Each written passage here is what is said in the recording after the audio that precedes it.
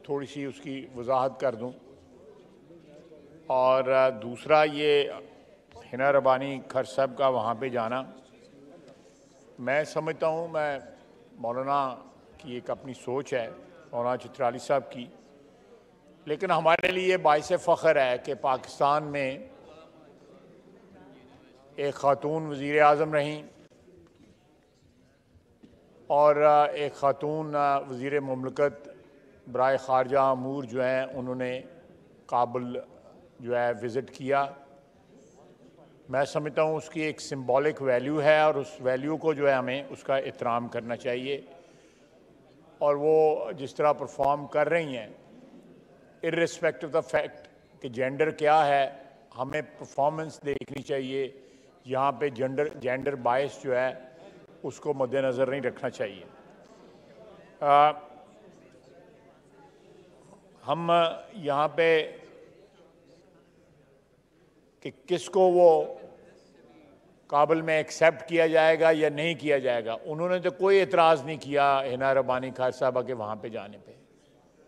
उन्होंने वेलकम किया है उनको और उनके साथ मुज़ाकरात हुए हैं वहाँ पे और उन्होंने उनको एहतराम और इज़्ज़त दी है। थोड़ा सा order in the house please, order in the house. इसको उठा के अपनी सीट पे भेजो वज़ीर तालीम को। तो ये मैं समझता हूँ कि अनकॉल्ड फॉर रिमार्क्स थे और बिल्कुल ख़वातीन जो हैं हमारी सियासत में और डायरेक्टली इलेक्ट होके भी आई हुई हैं, हिना रबानी खर साहिबा अवाम के वोटों से भी आई हुई हैं। तो ये मेरा ख्याल है कि वो कोई नहीं, अभी नहीं, पहले डायरेक्ट भी हुई हूँ, मैंने सही कहा है। No cross talk please. तो चमन में जनाब अली प्रोवोकेशन जो है वो अफ़गानिस्तान की तरफ से आई। उन्होंने एक डैमेज हुआ था हिस्सा बाढ़ का, उसको हमारे लोग रिपेयर कर रहे थे। उन्होंने बाढ़ को जो हमवी जो उनकी वो अमेरिकन जो जीप छोड़ गए हुए हैं उससे टक्कर मारी उस बाढ़ को और उसका रिपेयर का काम जो है रोकने की कोशिश की। उन्होंने ये स्टैंड लिया कि ये बॉर्डर सिक्योरिटी जो कमेटी जो है उसमें ये रेफर होना चाहिए था, उसके बगैर नहीं होना चाहिए था। मामला उससे आगे बढ़ा, उन्होंने फायरिंग की। पहले जो राउंड था फायरिंग का उसमें तो कोई कैजुअल्टी नहीं हुई, लेकिन बाद में जब उन्होंने हैवी जो है वो असला इस्तेमाल किया तो उससे हमारे 5 वहीं शहीद हो गए हमारे सिविलियंस और 2 को कोयटा लाते वक्त रास्ते में उन्होंने जाम शहादत जो है वो नोश किया। उसके जवाब में हमने उनकी पोस्ट पे अटैक किया और उनकी कैजुअल्टीज जो हैं वो फौजियों की हुई हैं, उनकी जो उनके लड़ाई करने वाले लोग हैं, सिविलियन नहीं है। और वो मेरा ख्याल है वो भी 8-9 के करीब जो है। उसके बाद जो है दोबारा बॉर्डर सिक्योरिटी की कमेटी जो है उसकी मुलाकात हुई और उसमें ये बात जो है तय पाई कि जो गलती जो है अफ़गानिस्तान की थी या उनकी अफवाज की थी। हमें इस बात पे यकीन है कि कोई इसके पीछे मोटिव नहीं था। ये एक ऐसा हुआ है वाक़या जो जिसको नहीं होना चाहिए था। लेकिन अगर कोई कहे कि बाकायदा किसी नीयत के साथ या किसी प्लान के साथ हुआ है तो ये इस किस्म की वहाँ पे कोई एविडेंस नहीं है। लेकिन बहरहाल हमारा नुकसान हुआ है, हमारे सिविलियंस का नुकसान हुआ है, शहादतें हुई हैं और उन्होंने सिविलियंस पे फायर किया। ये वाक़या एक ऐसे गांव में हुआ है जो दोनों तरफ है। वो आधा गांव जो है वो बॉर्डर के उस तरफ है, आधा गांव जो है वो हमारी तरफ है। तो ख़ात्मा बिल खैर इस तरह हुआ कि उन्होंने कहा कि जी हमारा कसूर है, हम माजरत करते हैं और आइंदा ये वाक़या जो है नहीं होंगे। लेकिन जनाबे वाला एक चीज़ जो है वो बड़ी वाज़ेह है कि जो अंदरूनी हालात हैं अफ़गानिस्तान के, उनकी रिफ्लेक्शन जो है हमारे और उनके ताल्लुकात में जो है नज़र आ रही है। एक तो सबसे बड़ी ज़्यादती जो अफ़गानिस्तान से हो रही है कि वहाँ पे उस गवर्नमेंट को तस्लीम होना चाहिए।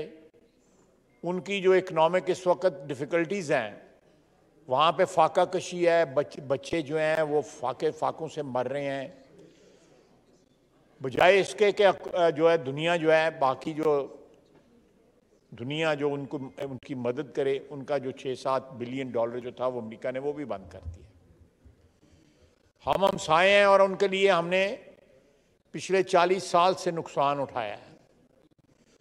आज भी हम उनके खैर खा हैं। हम चाहते हैं वहाँ पे अमन हो, इफेक्टिव गवर्नमेंट हो। अगर उनके अपने अंदर के कोई इख्तलाफात अलग करे वो भी हल हो जाए और वो एक होकर, जिस तरह उन्होंने जंग लड़ी है अमेरिका के खिलाफ, उस तरह वो हुकूमत भी उसी तरह एक होकर करे। मैं ज़्यादा तफसील में नहीं जाना चाहता, जो मैं कह रहा हूँ उसमें ज़्यादा तफसील में नहीं जाना चाहता, लेकिन वहाँ पे जो इस वक्त इंस्टेबिलिटी है वो ट्रांसलेट होकर हमारी तरफ भी उसका इफेक्ट आ रहा है। अगर काबुल में हमारे एम्बेसडर पे हमला हुआ है, वहाँ पे एक हमारा फौजी जो है वो ज़ख्मी भी हुआ है, उसके पीछे भी जो है इसी किस्म की बातें हैं।